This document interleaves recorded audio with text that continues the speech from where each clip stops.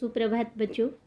आज हम कक्षा 5 के पर्यावरण अध्ययन विषय का पाठ 13 पानी से खेलें का आगे का प्रकरण कब तैरा कब डूबा के बारे में पढ़ेंगे कि कौन सी वस्तु कब तैरती है और कब वो पानी में डूब जाती है। इससे पहले आपको याद होगा हमने पदार्थों की घुलनशीलता के बारे में पढ़ा था और एक प्रयोग किया था जिसमें हमने 3 गिलास में बराबर मात्रा में पानी लेकर नमक, चीनी और चौक का बुरादा डाला था और नमक और चीनी पानी में घुल गए थे और चौक का बुरादा गिलास के तल में बैठ गया था। तो इस तरह से हमने देखा कि जो चौक का बुरादा है वो अघुलनशील है, नमक और चीनी घुलनशील है। फिर हमने एक प्रयोग और करके देखा।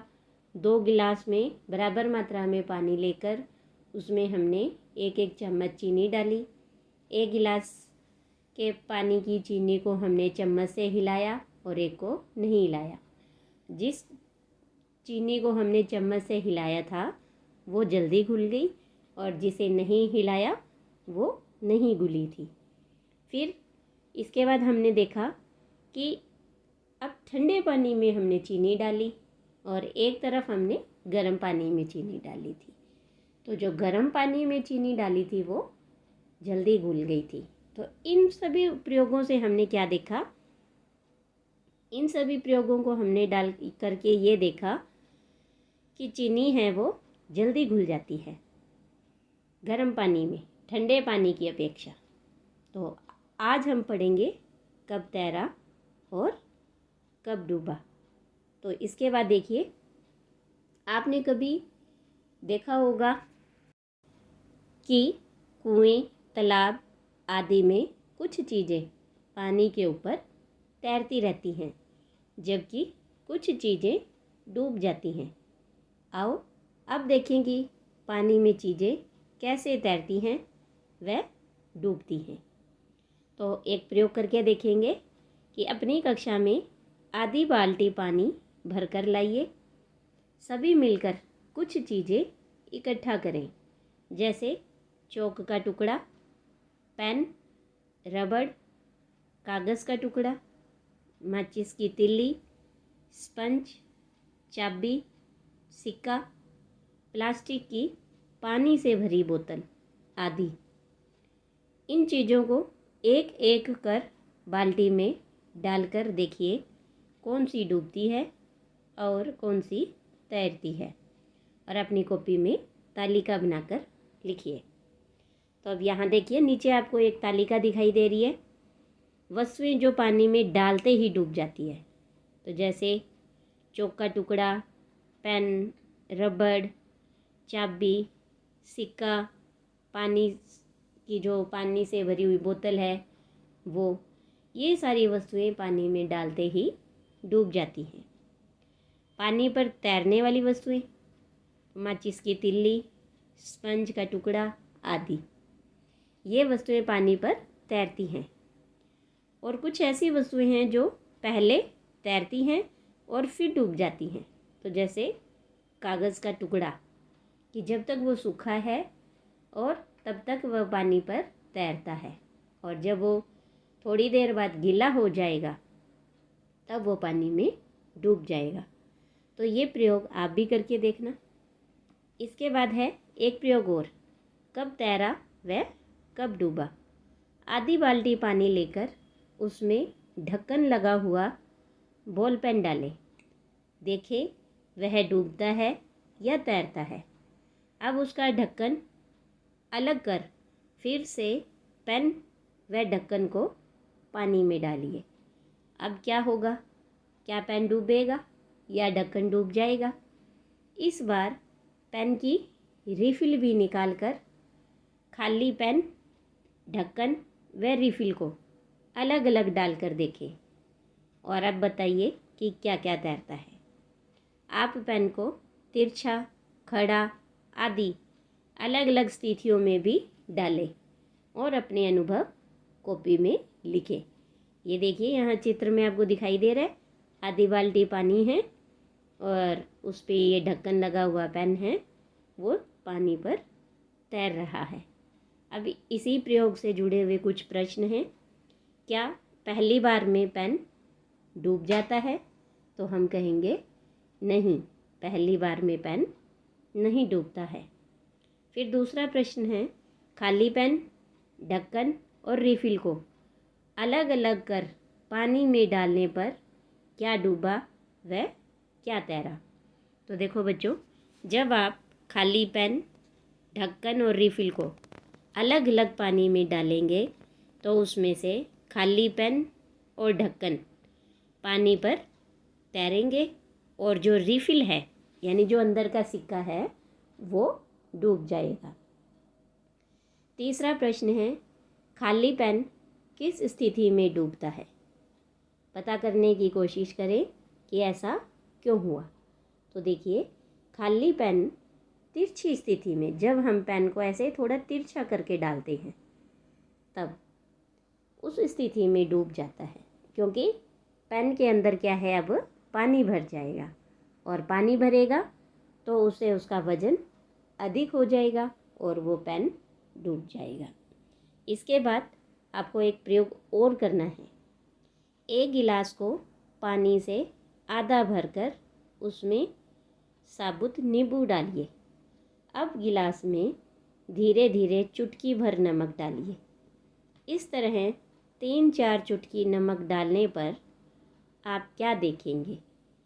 कक्षा में चर्चा कीजिए, नींबू कब डूबा व कब तैरा।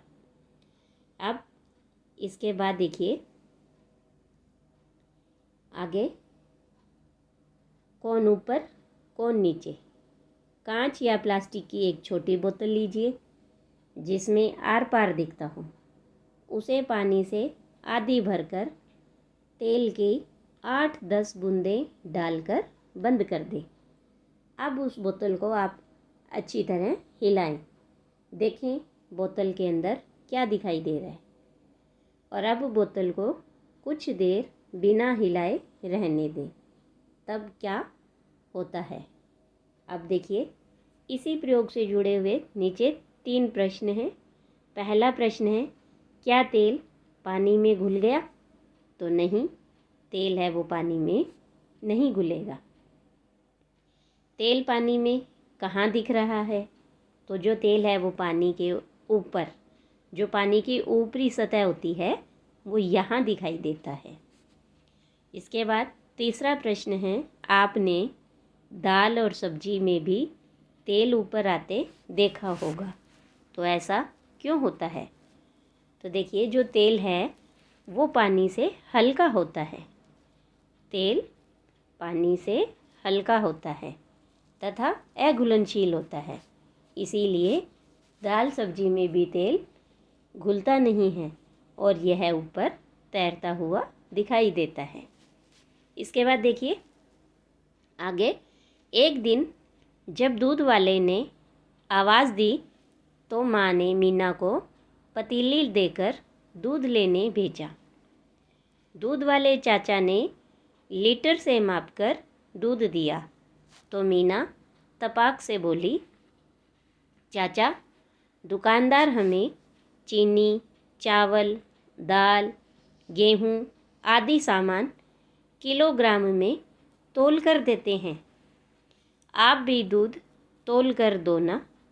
चाचा ने कहा, बेटी, दूध, तेल, केरोसिन आदि तरल चीज़ों को, तरल का मतलब होता है लिक्विड, जो पतली चीज़ें होती हैं, उन चीज़ों को हम लीटर में मापते हैं। आजकल तो पानी भी बोतलों में भरकर बेचा जाता है, इसे भी लीटर में ही मापा जाता है।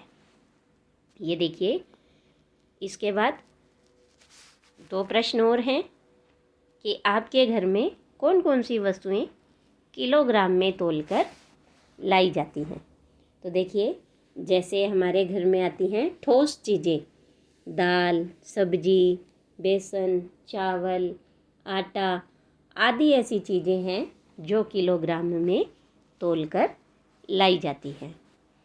और दूसरा प्रश्न है कि आपके घर में कौन कौन सी वस्तुएं लीटर में माप कर लाई जाती है।